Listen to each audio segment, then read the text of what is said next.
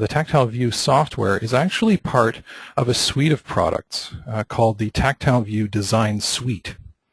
Now, the TactileView Design Suite is essentially a suite of products that starts with the software, and things are quite kind of linked in various ways, but it's part of a suite of products that start with the software and also include something called the Tactile drawing tablet, which in and itself is a wonderful tool which allows people to create tactile graphics using what they call German film, or it's like essentially a film that allows you to draw right on this sort of tablet, and it's almost instant.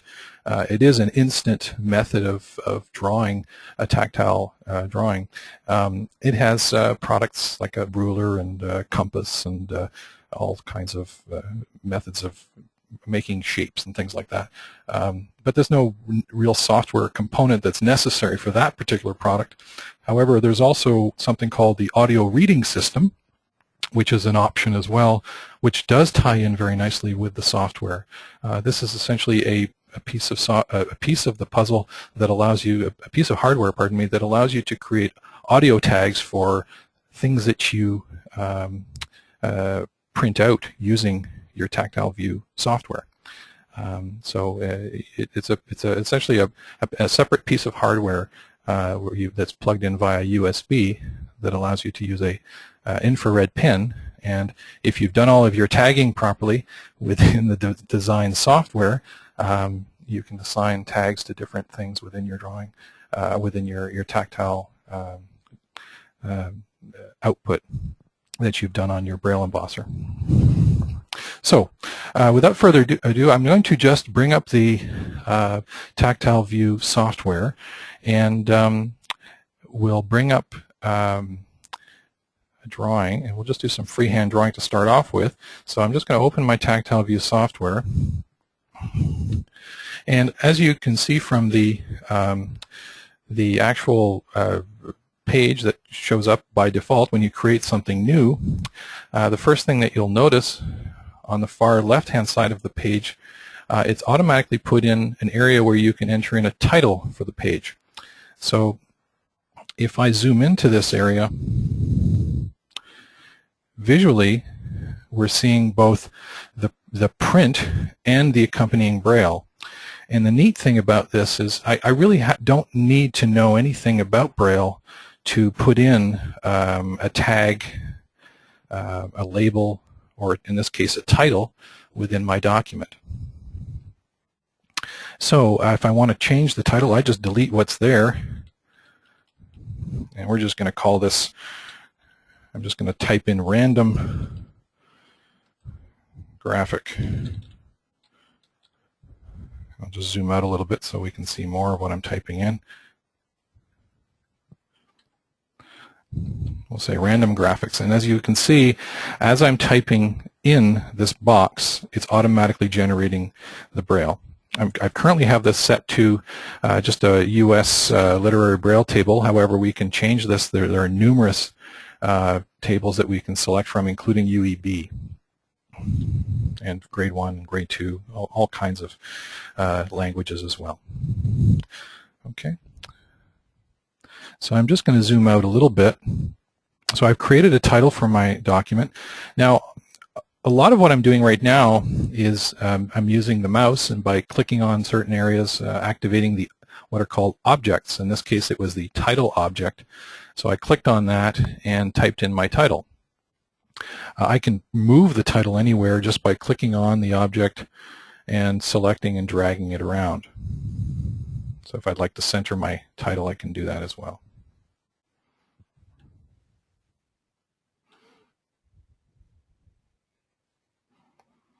And this goes for any titles that you, any parts of the graphic that you want to label. I have full control over the positioning of the title or the item itself.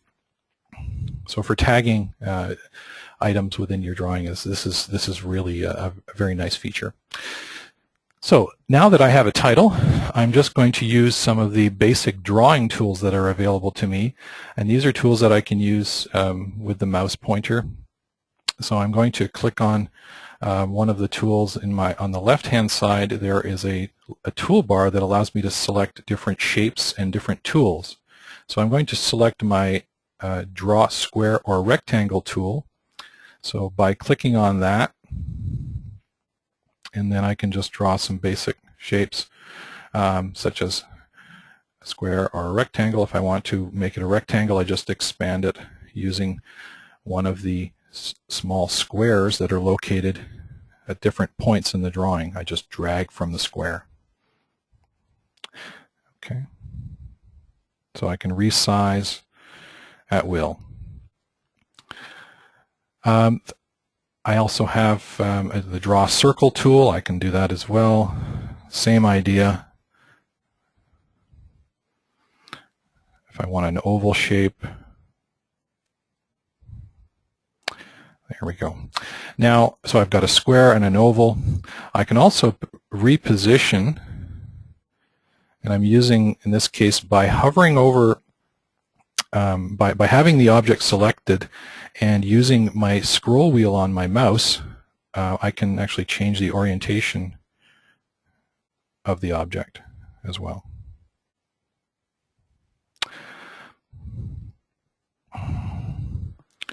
So we have a number of drawing tools. The triangle tool is kind of interesting because it gives us the option of selecting multiple triangle types. For instance, I can easily create a right angle, an isosceles triangle, equilateral triangle, or a scaling triangle. So I'll just pick, in this case I'll pick an isosceles, which is the default.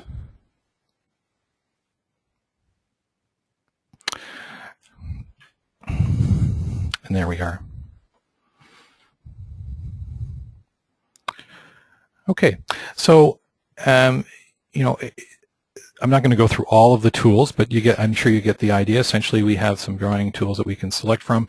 If we wish, we can also draw freehand, and this is useful if you're actually using a drawing tablet. This becomes a little bit more powerful, but you can. Right now, I'm just going to draw freehand by using the pencil tool and selecting something, a thicker line. There we go. So now I'm just drawing freehand. Not very interesting. Drawing with a mouse is a bit tedious at times, so if you're going to be doing a lot of that, I would probably suggest that you use some kind of drawing tablet, or if you have the reading pen system, you can actually use that as well as a drawing pen. We'll talk a little bit more about those add-ons a little later. Okay, so those are the basic drawing tools. You know, these are very similar to the drawing tools that you'll find really with any graphics program. So there's nothing new here to anybody who's ever used something like Microsoft Paint or really any graphics software. Any kind of paint interface has these types of tools.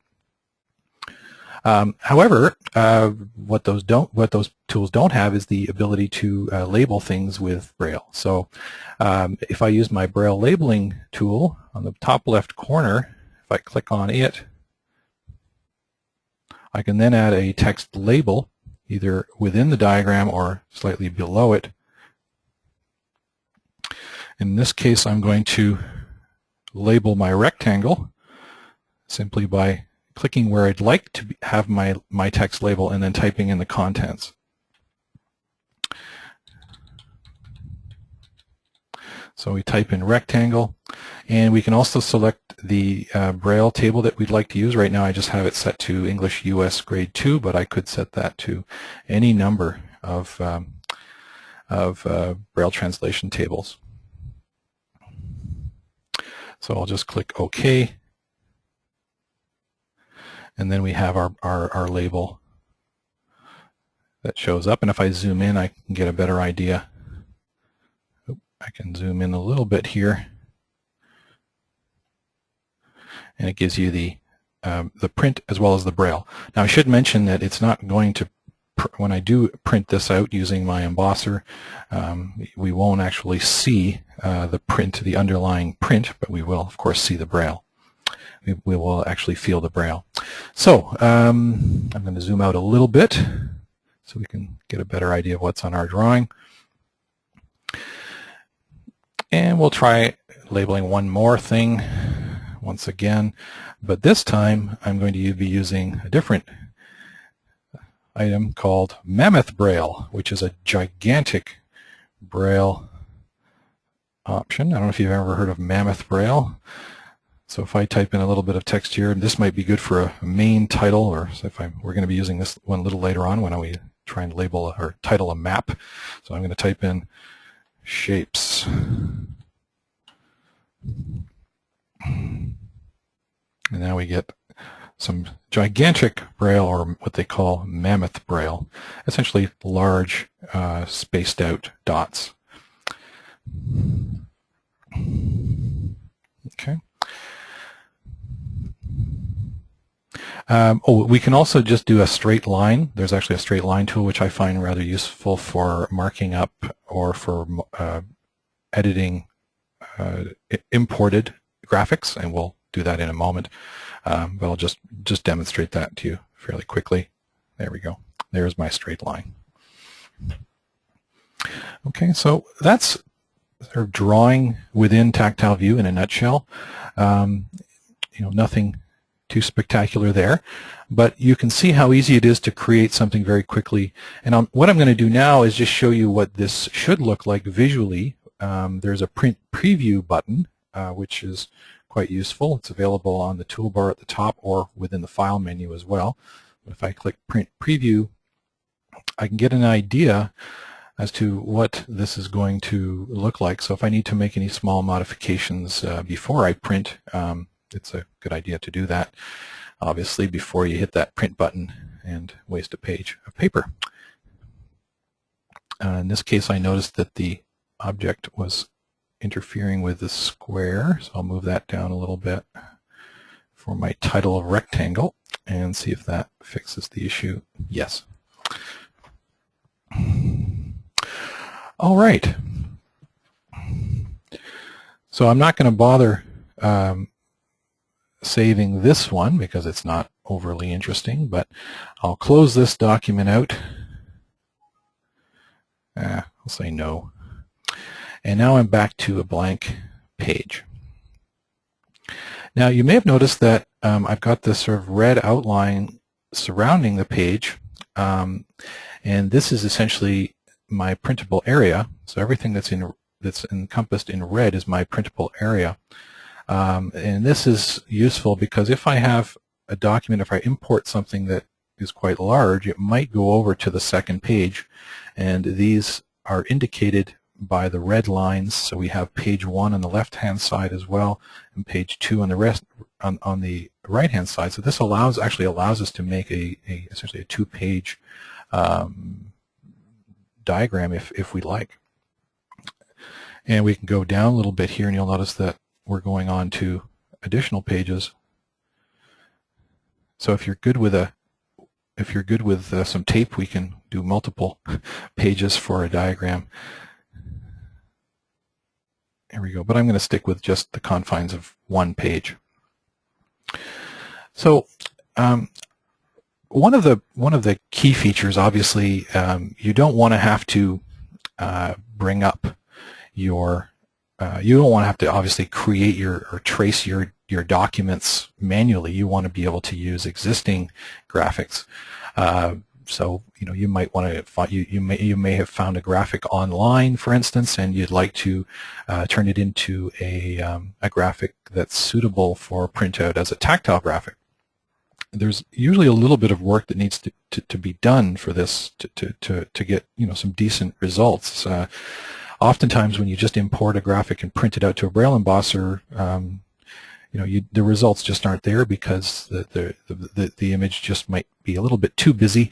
There's just too much detail, perhaps, and we need to sort of clean things up a little bit. Not all graphics translate well into line drawings either, But there are a number of tools built into the software called the filters that allow us to make a line drawing or a decent tactile graphic out of just about any drawing that you can download from, say, the internet or from some clip art, for instance, within another piece of software. So what I'm going to do here is do something that I've done in the past. I'm not doing this. This isn't. I won't pretend that this is the first time I've done this, but I'm just going to go online and select something from Google Images, which is a great way of searching for graphics. And I'm just going to type in a map. I'm just going to use the map of Canada as an example. And search for a map of Canada. We'll see if we can find one that translates well into a tactile graphic. When you're looking for a graphic, you want to find something that's not too, as I said, not too busy, doesn't have too much detail, because you're going to end up stripping a lot of that stuff out to make it a decent line drawing.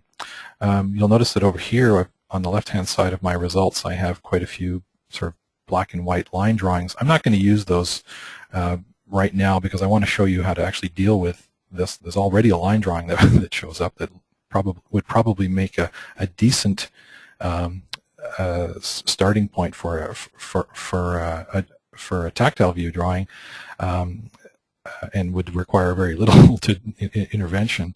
But I'm going to select something that is a little bit busier here. This one looks like it comes from Wikipedia, so the copyright is probably okay if it's on Wikipedia. So let's just visit this page. This looks very promising.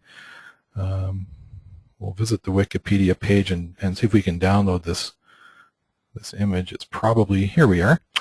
So let's see if we can save this diagram somewhere on our desktop. I'll save the image as something on my computer here.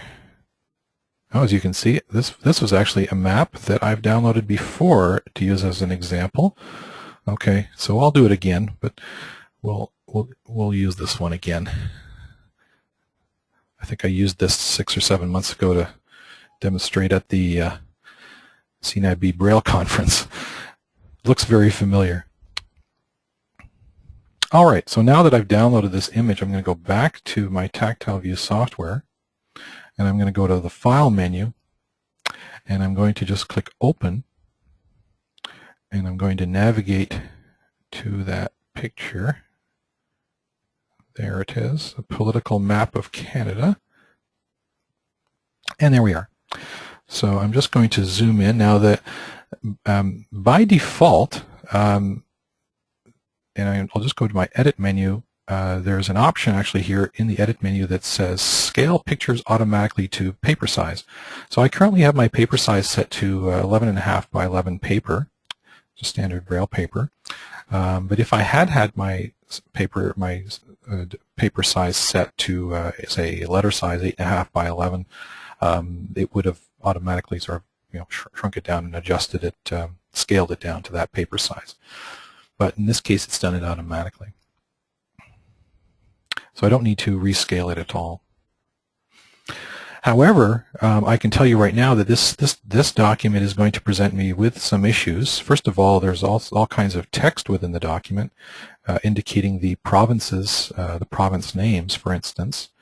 Now, the province names I'll probably need to strip out and perhaps replace them with Braille labels. Also, there's actually at the very bottom there's a legend as well, which has all kinds of information for what the boundaries are, what the provinces are. So I may want to replicate this legend in Braille to some degree. And there's also a scale, which is interesting. We may want to do something with scale, or at least have an explanation about the scale of the diagram that we're working on. So without further ado, I'm just going to run a filter which will essentially turn this into a line drawing. So at the very top there is a filter menu, and the first item in the filter menu is called Convert to Line Drawing. So I'm going to click on that, and this actually did a wonderful job of stripping out all of the color within the document and found a lot of the surrounding, the lines surrounding the provinces and also the boundaries of the country. So what I'm going to do, there's a small adjuster left and right slider bar that allows me to adjust things as well, make things a little bit more prominent, and there we go. So it actually increases the size of the lines, darkens the lines a bit. And also I'm going to go back to filters, and there's an option that says change line thickness, which will also enhance the experience for us. Let's see here. There we go.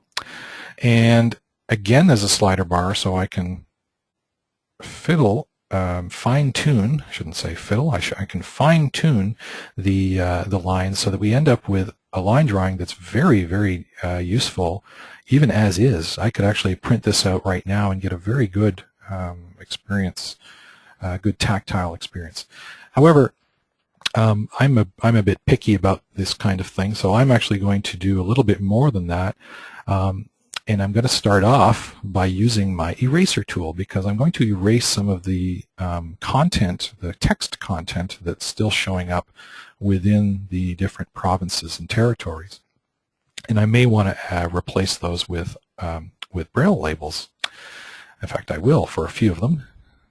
So I'm going to turn on my eraser tool, which is located on the left-hand side toolbar.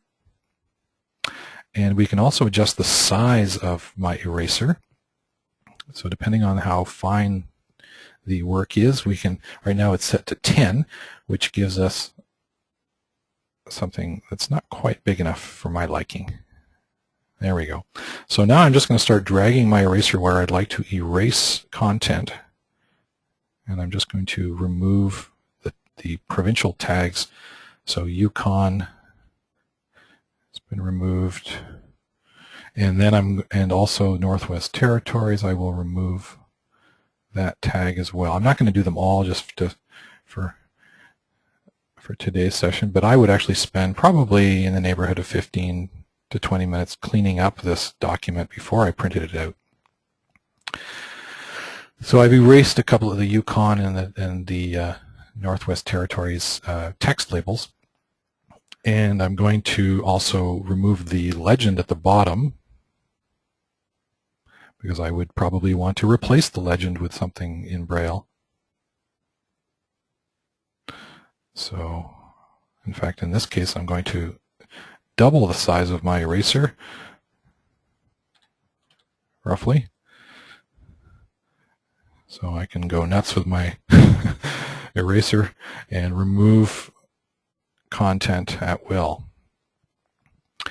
All right, so now that I've changed my diagram, I've removed some of the items, I'm going to start thinking about perhaps replacing them with some Braille tags. So some Braille labels. So the first thing I'm going to do is click on the Add Text Label icon in the left-hand corner. And I'm going to just click on where I want that to appear. And I'm going to type in the contents. So in this case, it's the Yukon. So I'm just going to put, instead of putting Yukon, just to save space, perhaps I'll put Yukon, I'll just put a Y, or maybe YT, I think that's the designation. So YT for Yukon Territory. And I'm going to just plop that into my diagram. And there, I've got a nice little YT, and if I zoom in to that, you'll notice that the YT is represented in Braille. And just for those of you who are interested in how am I zooming in and zooming out, well, I have the option of clicking on these little icons up here to zoom in or zoom out, or if I click out somewhere and use the control and the scroll wheel on my mouse, it also allows me to zoom in and zoom out very quickly. Okay, so I've created something that I'm happy with. I've spent, maybe half an hour fiddling with it and ensuring that, the detail is not too overwhelming, perhaps cleaning out some of the lakes in the middle, or not. You might want to leave them in. Obviously, you might have trouble getting rid of some of the Great Lakes, but since they're part of our border in many cases. So we'll leave those in, and we don't want to remove too much detail. But we're going to then have a look at our print preview, and this sort of gives you an idea what we're going to end up with. And as you can see on the left-hand side, we have our Braille tagging with the YT that shows up. And you'll also see why it's important to replace some of the items located within the some of the text tags, because it does interfere. We definitely need to do a lot more erasing, especially in the western provinces. Okay, so I'm happy with that. Now I can go ahead and emboss the document. Now let's just have a quick chat about embossing. There are a few embossers that you can use with this software. For best results, you should use an Index version 4 embosser, but it will also work very nicely with a Tiger, View Plus Tiger embosser. Not so much with an enabling embosser. There are some issues. Yes, it will work. However, the resolution will be not very good. The spacing of the dots will not be great. You're not going to get anything close to high resolution graphics. It also works, if I remember correctly, with, and there are not too many of these out there, the Gemini embossers. Again, fairly poor quality resolution on those embossers. But for best results at the moment, we highly recommend the Index, the newer Index V4s. However, they will work with the older V3s, version 3s, from over, say, 2 years ago. They will work. However, again, the resolution will be far less. Things will be spaced out quite a bit more, and you're not going to get anywhere near the same sort of fine detail that you would get from an Index version 4. And so that's from then on, it's just a matter of clicking on the print icon or going into File and then Print, and then making sure that your printer is selected and going from there. There is a little bit to do before you do that in terms of setting up your embosser and your paper sizes and so on and so forth, but we won't talk about those yet. If you need more information about that part of it, by all means get in contact with me. So that's how you import a document and create a tactile graphic within TactileView. Now in this case, I'm going to actually close it out and save the document, because I'm going to work on this a little bit more later on, because this is a nice one to have. I think I've run out of pages from my last printout from 6 or 7 months ago, and we'd had the Braille conference. So I'm going to save that one and work on it a little bit more later on.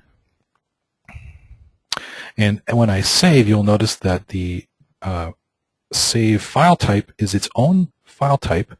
It's a TactileView graphics file type. It's called a BPX file. Here we go.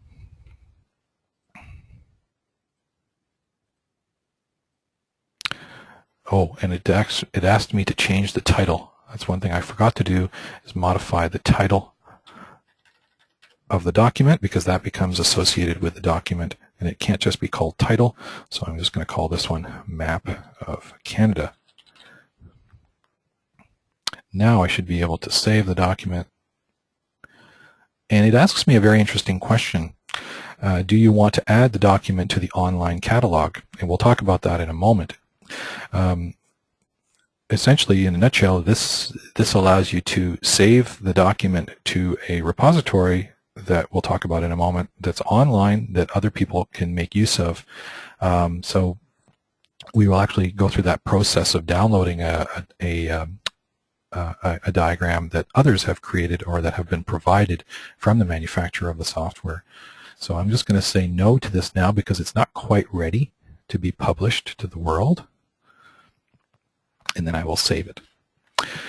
All right. And close the document. Now I'm back to a fresh TactileView document. And I'm going to demonstrate to you a feature that when I first saw it just blew me away. Well, it's still blowing me away because I use it every time I demonstrate the product, and it blows other people away. And that is the portal tool. So as I mentioned a moment ago, it asked me a question: do you want to save it to the online catalog? Well, I'm going to actually download and edit a diagram from the design from the catalog, and I'll just do that by clicking on the portal menu and then download and edit design from catalog. Now this launches a website, a web interface that allows us to just logs right in from the software. It knows who I am since the software has been registered, so it has it's already logged in for me. All I need to do from now on is select my category of product and download the item. So I'm going to select one of my favorite topics is astronomy, and it has a list of sub menus, subtopics. So I'm going to select aerospace, and I've always had quite a fascination with the space shuttle, so I'm going to select the space shuttle and download it.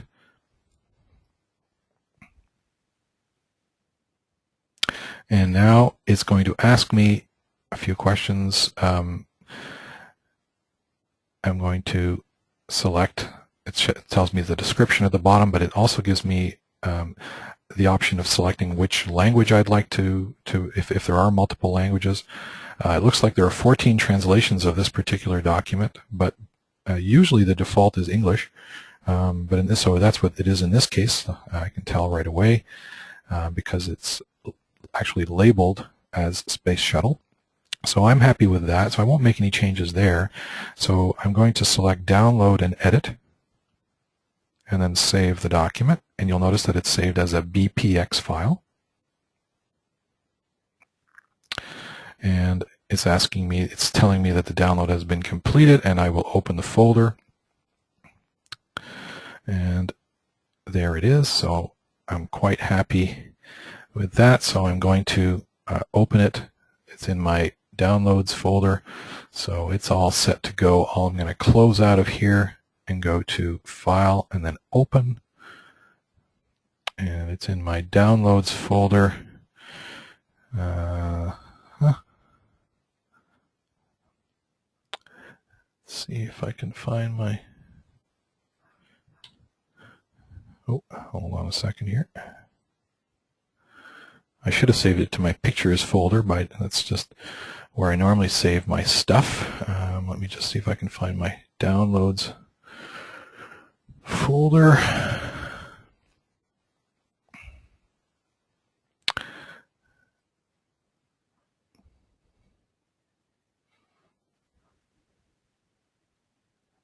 There it is. And the file was called something space shuttle. I'll just do this by date.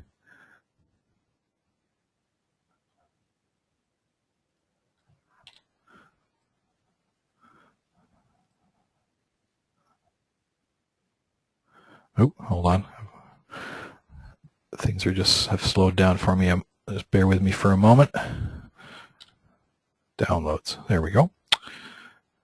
I'm just going to close out of there. Pardon me for a moment. Of course, these things always happen when you're talking to 15 people online. All right. Next time, I'm going to note to self, save it to your Pictures folder, because that's where TactileView looks for things by default. Let's see here.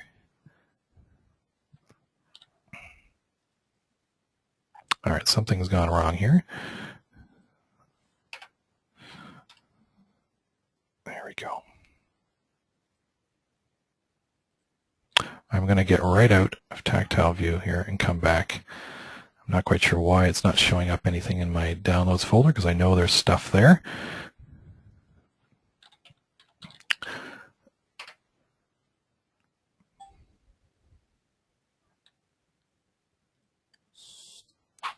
There we go. And we'll try that one more time.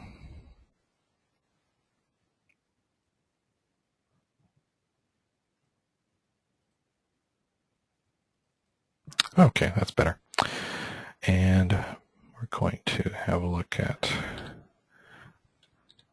Space Shuttle. And there it is. Okay. I'll just skip this screen here. Now you'll notice that when we imported Space Shuttle, it actually went over the size of the page. So I'm going to have it automatically, if I go to Edit, scale the picture to size. There we are. And now we have it all on one page. And so we have something that is essentially ready to print. However, I wouldn't print this out as is, not without labeling a few things like the solid rocket boosters and things like that. So I might want to put in a text descriptor for rocket booster.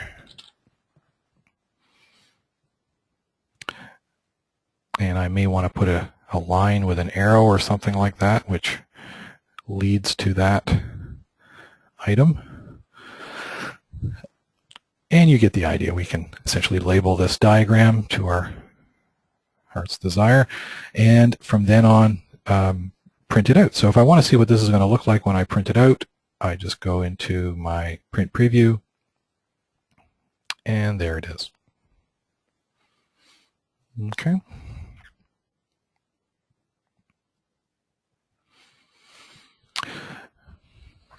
So if we go back to our portal, you'll notice that it says at the very, very beginning that there are 3,546 designs that are ready for download. Many of those are related to school curriculums. So for biology, for instance, there's quite a collection. So 241 biology designs that are available to download. So if we go to the human anatomy, for instance, there are 100 items to download. This one looks rather humorous, but if we wanted to, let's say, label the different parts of the brain, there's one for brains, the ear canal, for instance, everything to do with hearing. Many, many different. If I go to the second page, for instance, right here we have my favorite, which is the skull.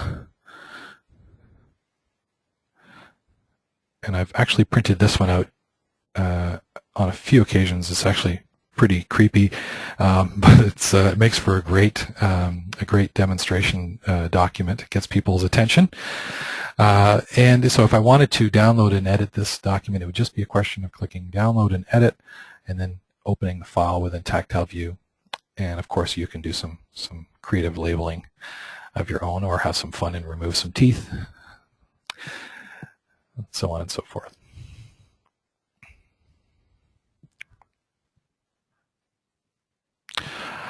All right. Now there are a couple of other interesting facets of the software. For instance, you can use so you can scan using a scanner. So you can do what's called a quick scan, which will allow you to interact with a scanner if you have one plugged in. Also, you can interact directly with a webcam. And I've actually done this. I just as a test, I held up a cup of coffee to my webcam on my laptop and produced a fairly good tactile drawing very, very quickly. However, I probably recommend getting a better quality webcam, maybe a better high resolution webcam, something that you could actually point somewhere, point downwards onto whatever item you're trying to get a representation of or a picture of.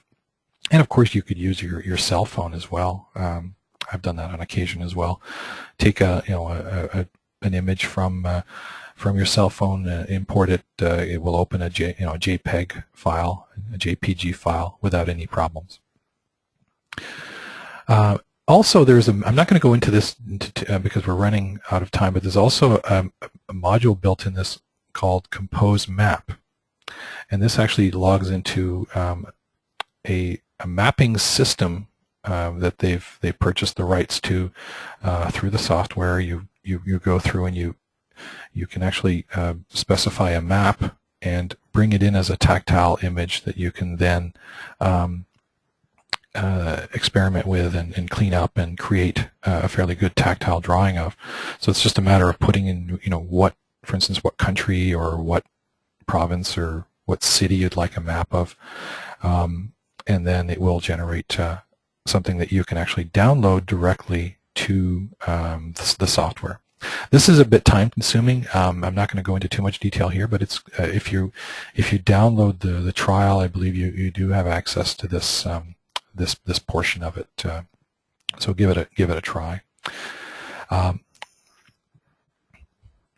So the graphing, but one of the most important parts of the software, in my view, is apart from being able to import items and download from the portal, is the graphs menu, the graphing tools. So for anybody doing math or trying to produce math for a student, for instance, the functions and formulas item, as well as the grids and graphs section, will be extremely useful to you. For instance, if I go into functions and formulas, I can set up a graph very quickly based on, these are all sort of sample formulas on the left-hand side here. These formulas can be edited, of course, and the formulas changed.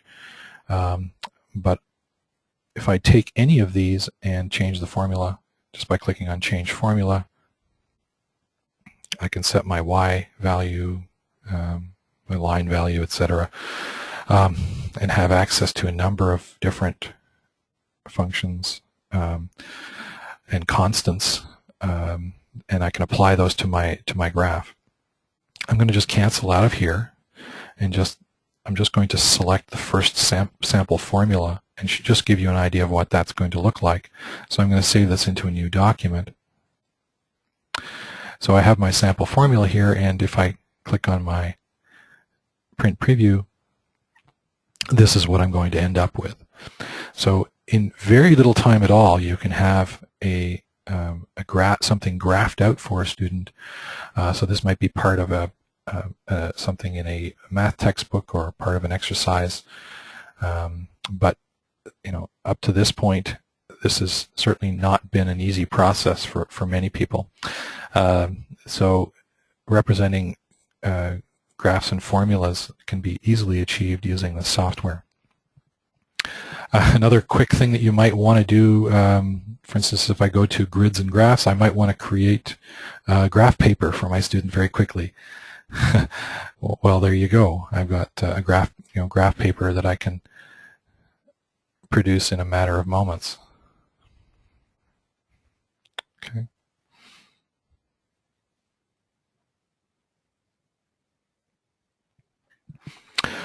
All right. So I think I've done what I set out to do, and that is to demonstrate sort of the key features within the software.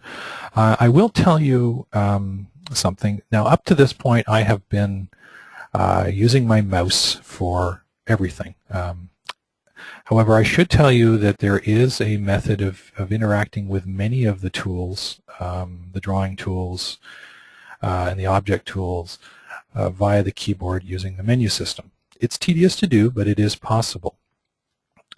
Many of those, and there are some options within the software that you can turn on, which will give you some audio feedback as well. I don't think you wouldn't be able to hear any of these, but there are some speech features within the software. So there is a text-to-speech option which gives you application messages and information about the styles that you're interacting with within the objects. So, as I said, you can do some basic tasks without the use of the mouse. However, obviously, it's it's going to be a lot of experimentation, a lot of printing out, a lot of wasted paper. But it is possible to produce a tactile drawing using a screen reader such as JAWS or Window-Eyes or whatever you happen to use. It's just very tedious to do, and the results are not always there. But you can. The results are not always what you'd expect them to be, but you can certainly get a good start on something and perhaps have somebody make small adjustments. Certainly things like graphs and some of the graphs and formula tools, those can definitely be done without the use of a mouse, because all of those are essentially menu selections.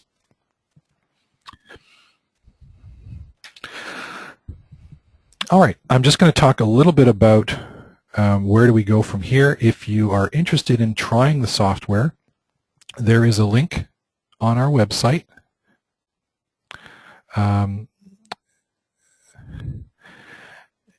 If you go to frontiercomputing.ca and just type in the keyword TactileView, you'll get or tactile graphics for that matter, you'll get all kinds of things.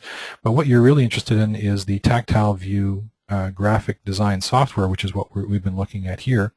But it will likely also bring up other items such as the TactileView Design Suite, which is a combination of the software and some of the other products, such as the reading pen option, the audio reading system, and there are further details about that that aspect of the product on the website. However, if you go into the TactileView graphic design software and click below